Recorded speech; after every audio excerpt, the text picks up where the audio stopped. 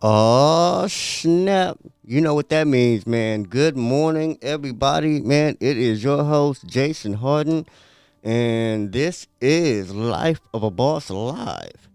And it is a beautiful Wednesday, man. I don't know if y'all had the chance to see outside yet because y'all still in bed, but it is a beautiful Wednesday. And yeah, we're already up and at it. We're already getting it. As you can see, I'm getting it. Are you getting it? Are you prepared to get it? Do you want it? You know, shit. Let's start there. Do you even want it? Why do you even get up in the morning? To tire yourself out before bed? You know, I mean, like, seriously, man, what's your goal? What do you want, man? Because I'm focused on what I want. And I want complete autonomy, man. I want to be able to do what I want, when I want, anytime I want, for as long as I want. And everything still be taken care of. See, I can't do that right now as long as I want because things stop getting taken care of. You know, bills don't get paid if I just leave for a while. You know what I'm saying? Or if I spend 21 days straight on the golf course, man, something's not getting done. And that's what I'm trying to change now. You know, I'm trying to put everything on autopilot one day. You know, I want everything to outgrow me. I want the things I create to outgrow me and not just be an insignificant part in this web of money and influence and power and funds and things to do, and I just be a small part of it, you know. And I don't have to do nothing but what I feel like doing that day, and that's my goal. And everything I do is to set that up. And in the process, I want to help as many people as I can set that up for themselves, you know, in whatever way looks right for them. But anyway, man, it's a beautiful Wednesday, man. Hello. Good morning. It's good to see you guys. It's good to see everybody who's tuning in, man. All the few people that tune in regularly, you know. And if you got questions, comments, a word of the day, something inspiring to say, or a question to answer you want to hear, man, let me know. Drop them in the comments. What I'm gonna do is something different today. I don't know if you guys know, but I featured on a podcast called what is it? The Best Version of You, and it's an international podcast with a host out of Ghana named Princess Anku. Let me get her name right. Her name is Princess Poku Ansa. Princess Poku Ansa, and she's a host of the Best Version of You podcast, and it's based out of Ghana, but it's internationally listened to. You know, it has an international audience, so she gets calls and letters from people in the States, from people in Europe, from people all over Africa, and you know, and she gets a lot of response for her show. And one thing she's been getting a lot of response about is my segment. That first segment I did was about entrepreneurship. And she said, you know, we get a lot of questions about entrepreneurship now, and they're directed towards you.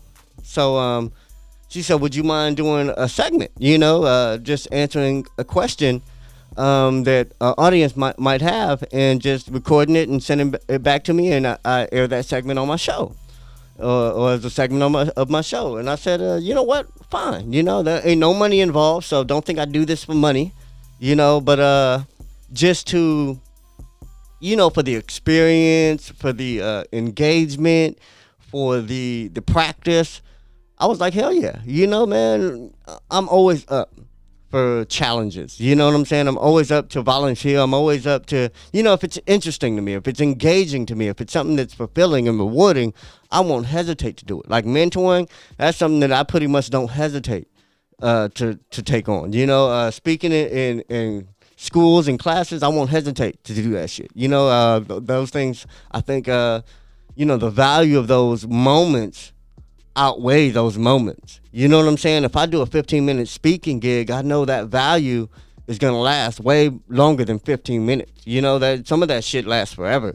You know, a kid just walked up to me at the HBCU event at PCC and was like, I remember when you spoke at my high school. I remember you from speaking at what was it? I think I spoke at the MPYD, and that was my first time I ever spoke. You know, the first time I ever did any type of public speaking was through the MPYD, and it's a mentorship program at Muir High School. So, yeah, it was just amazing to, like I said, take on these challenges. You know, it's always been amazing to me. I've always gotten nothing but great things happen from doing this type of good. So, of course, I said yeah, and I started doing the segment. So as I started doing the segments and started answering questions, she started getting more questions, and then thank yous, and then appreciation from people who's not necessarily got their answered question directly, but who had that question also and benefited from that response. Excuse me. So it was just a very eye-opening experience, you know, showing that you know, the response I get from other platforms, showing that you know, confirming to me that I had value, you know, something that could be shared and that was worth being shared to others. Because I think it's good to have that confirmation every now and then. I think that sometimes we get that imposter syndrome. At least I get it. Like, damn, why am I even speaking on this? What do I know about this? You know what I'm saying? What do I know about making clothes? What do I know about survival? What do I know about overcoming challenges? What do I know about entrepreneurship? And I get that sometimes, you know, because I'll look at someone at another level than me and look at them like, man, they know everything about this shit. I don't know anything. But in all actuality, what you know is completely valuable and completely useful for someone who doesn't even know that. You know, so everything I do know about anything I have experience in is valuable to somebody who hasn't gone through it yet. And I have to remind myself that. And it's healthy to remind myself that there's more of those people than people that know more about this subject or whatever. So it makes it worth it, you know. And like I said, it keeps me going, and the responses I get from people keep me going. You know, it keeps me doing these podcasts, doing these live sessions, doing this mentorship, doing this community work. Like, that's the value in it. You know, it's like, it's not just a direct value, but it's like, I know I'm doing something that's gonna eventually help somebody I care about. Through helping people I don't know, I know I might help somebody I care about. And if not, I know somebody might help somebody I care about because I'm helping somebody I don't know. You know what I'm saying? Maybe somebody I don't know will help somebody I care about. So it's just trying to put all this good energy out in the world, and that's how I think. You know, I think it's important to think that way because it's just, first of all, positive. It's positive, man. It's a lot easier being positive than negative, I think. I mean, it's unlimited ways to be positive and do good things. You know, there's only a few things people can do to really piss me off, to be honest, you know? But there's a million things people can do to bring joy to me and to bring value to other people and joy to other people and good to their neighborhood and community and family. So, man, why not do good? You know what I'm saying? We're only here for a split second. Why not make it the best split second in the world and in the universe and in our lives and of our lives and do the best we can and be the best versions of ourselves that we can be? And I think that a lot of people don't see the value in looking at life that way. People might not see the value in being the best versions of themselves. And I think that you're selling yourself short. I challenge you to be the best version of yourself for a month, 30 days, and watch how much you'll enjoy it. Watch how good you'll feel. How much better you'll see life. How much more you'll appreciate shit. How much more you'll let bullshit go. I challenge you. I challenge you to be the best version of yourself. And the only way to know that is to do what you think is best all the time. I'm not saying go get better answers, and if you need that, man, go get them for sure, man. But do at least what you think is best every time, because a lot of us don't even do what we know is right all the time. We know when we're fucking up, and I think you do too. So just don't fuck up. You know what I'm saying? Do what you know is right. What's right in your heart, what you feel to be true all the time. And start there. Start there for 30 days, man. For 30 days, you'll never know what can happen, man. You'll never know what you can accomplish, how good you can feel, the weight you can lose, the amount of pounds you can bench press, whatever it is, man. The farthest you can run, whatever it is, man. You push your limits when you start being the best versions of yourself. You push your limits in every single direction. In thinking and understanding and compassion and physical abilities and mental abilities. So like you push your levels and your limits in every direction when you try and really actively pursue the best version of yourself. And that's why it's a constant practice. You know what I'm saying? Personal development is an ongoing journey. It's nothing that we're done being good people. No, it's not. It doesn't work that way. Being healthy doesn't work that way. It ain't doing one push-up and I'm good. It ain't 1 4-hour day at the gym and that's it for 12 months. You know, it doesn't work that way. You can't cram in success. You can't do something once or one time or one day and be successful. It takes every day and every moment and every decision. Like I keep saying, success is a lifestyle. It's a complete lifestyle. And you got to live that lifestyle every moment of your life. That's what it comes down to. That's what it comes down to. What's up? What's good, George? Mr. Lopez, I don't know who this is, but man, I appreciate the feedback. We're just having a great Wednesday, man, trying to get stuff off my chest and hopefully inspire you to have a great rest of your week with an even better attitude. But what I really wanted to do was share these questions that I get from being on Princess Poku Ansu's show, Ansa. Princess Poku Ansa. You know, I think we're going to have an ongoing relationship, so I think I'm going to have to start saying her name correctly every single time. Princess Poku Ansa. All right? So when I start thanking people, man, let me give a shout out to Princess Poku Ansa of the, now I forgot the show. And I got to know because I'm on it. The Best Version of You podcast, internationally known, based out of Ghana, Africa. But yeah, Princess Poku Ansa, man, these responses are for you. So what I'm going to do today is actually answer these questions live. But I'm going to record the responses because I'm going to send the recording off. So that's one way I figure I can get the value of answering these questions and give it to my audience while I give it to her audience. You know what I'm saying? So just trying to kill two birds, one stone, you know, trying a little bit of streamlining. You know, streamlining is when you use single pieces of content for multiple different platforms and uses. At least that's my definition of it, man. You can call it what you want. But that's what I'm doing today. I'm trying to use this one recording to serve her audience as well as my audience. Because I know some of you might have the same questions. And if you guys have the same questions, here's the answer. All right, so what I'm going to do is produce this right in front of your face. I'm going to cut the music off, and I'm going to start it while I record. But let me start with this. I'm going to read the first question. Hi, Jason. My name is Edward. Can you kindly share a few tips on how a young entrepreneur can raise capital for a startup business? Now, I'm going to do all this shit off the top of my head. I didn't have time to research any of the responses to any of these questions. But I feel if they asking me, I must know this shit. It's just like when I do public speaking. I don't go up there with notes. When I run for office, I don't ever go up there with notes. You know what I'm saying? Because I'm supposed to know this shit. Whatever they ask me, whatever I'm up there to speak on, I'm supposed to already know. So I shouldn't need notes, right? Right? I don't know. I could be wrong. Let me know. If I'm wrong, comment. Tell me I'm wrong. But, yeah, I don't use notes because I feel like I'm supposed to know this shit. And whether I do or don't know it, I figure they'd want my most honest take on it. You know? So it's another reason why I try to stay authentic and true to myself and true to my audience, you know?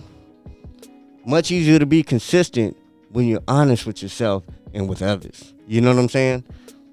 Anyway.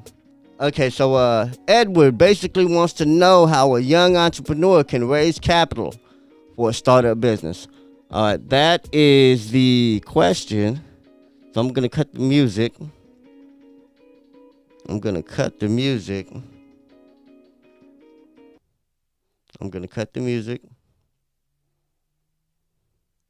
And I'm gonna start recording. Y'all watch me on my journey. Watch this.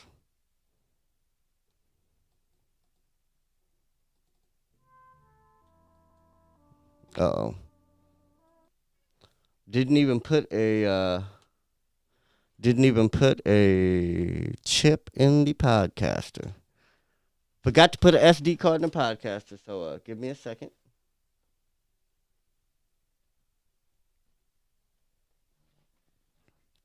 Yeah, that's why we have test runs. All right.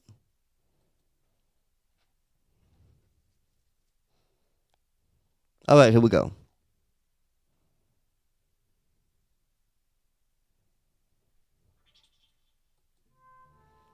Hello and good day to you all. My name is Jason Hardin, and it is wonderful to be here, and an honor and a pleasure to be here as well. My first response goes out to Edward. Edward wants to know some tips on how a young entrepreneur can raise capital for a startup business.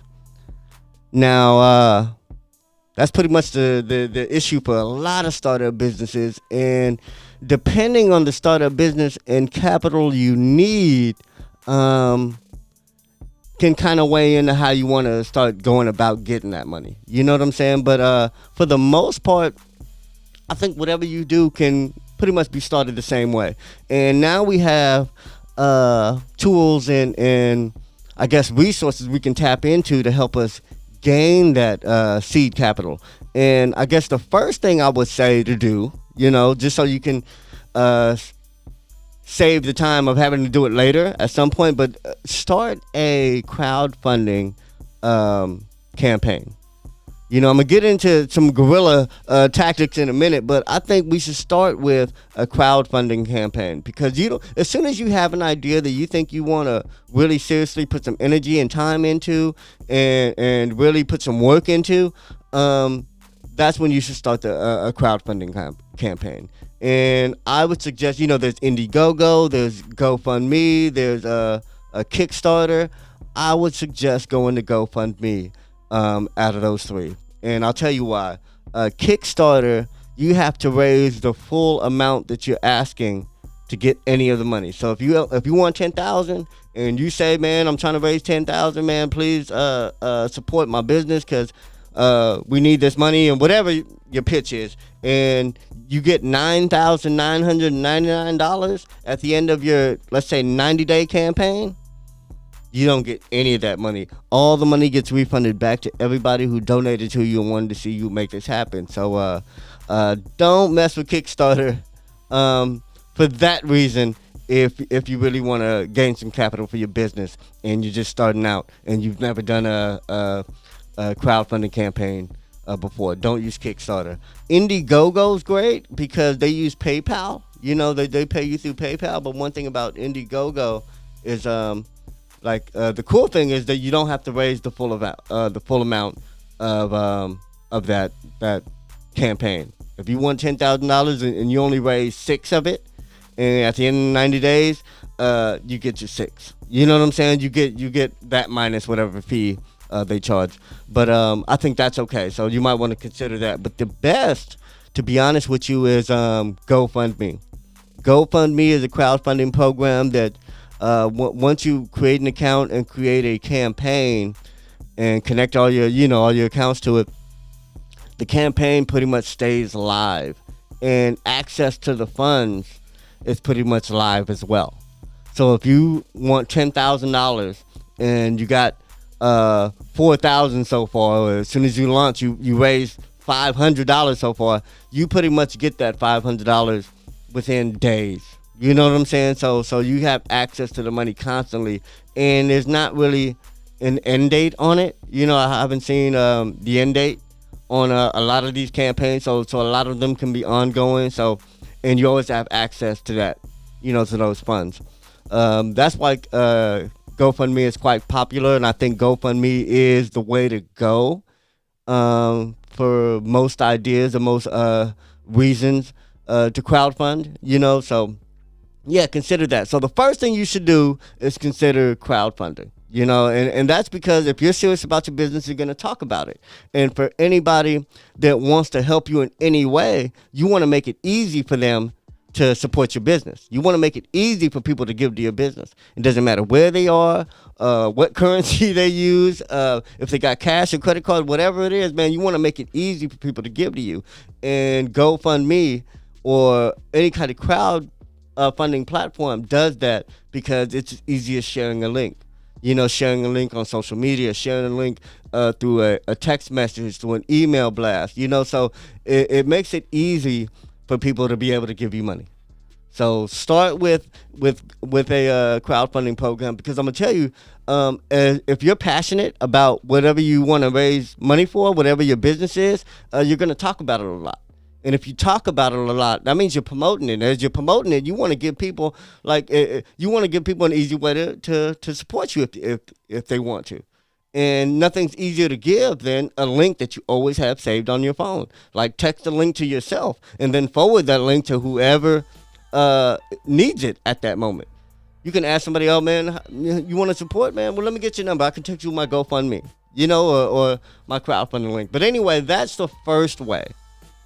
I would say to crowdfund, because I'm gonna tell you, the public cares. To be honest, the public cares. So the more impactful your idea is, the more people you can help with whatever the result of your idea is. People will pay for it. People will really give to your campaign, but they have to know about it. So that's the second part of to make a crowdfunding campaign successful. You have to promote the hell out of it, and that goes beyond just talking about it. You want to share that link with as many people as you can. It's like the new age panhandling. You know what I'm saying? It's panhandling for the future. But the cool thing is, any amount is acceptable. So if you're trying to raise $2 million for your business, if you're trying to raise $200 for your business, if you're trying to raise $2,000 for your business, it's all acceptable. You can put that limit in, and to be honest, you can reach that limit. There is no limit that you can put in there that you probably can't reach. If you put in the work, determination, the promotion and the marketing of that campaign, if you put in the work, man, you can make that campaign really pay and really fund the 10 grand you need, 20 grand you need, the 30 grand you need, the 100,000 you need to fund your business. Because I know different businesses, they need different startup capitals. I know to build a clothing line, you might only need a few hundred to start your own clothing line. Startup, seriously. To build an ice cream bar, you might need a few thousand to tens of thousands. Because now you got to deal with the health department. You got to deal with the recipes and commercial kitchens. You got to deal with packaging and freezing and all. So a lot comes in to different businesses. To start a restaurant, oh my God, you need a lease, you need a crew, you need a staff, you need equipment, a kitchen. You need a payroll company. It's like it starts to get kind of pricey. So regardless of what your startup needs are, a crowdfunding campaign is a great place to start. Now, like I said, to get that it's actually going to bring me to my next suggestion. To get that crowdfunding campaign going, to get people to really donate it, you're going to have to donate to it. You're going to have to promote it. So what better way to promote than by being out there directly talking about your idea to the people? So my next idea would be something that I had no shame in doing, and that would be really guerrilla marketing through flyers. And not just flyers, but flyers with a bucket. And you know what that bucket's for? That bucket is for money. That bucket is for donations.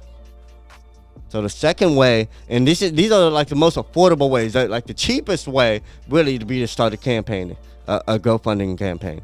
And then a crowdfunding campaign, excuse me. And then the second cheapest way would be go out there with some flyers. And there's a couple ways to get flyers. The bare minimum, you can write something on a blank piece of paper a bunch of times, or photocopy it a bunch of times.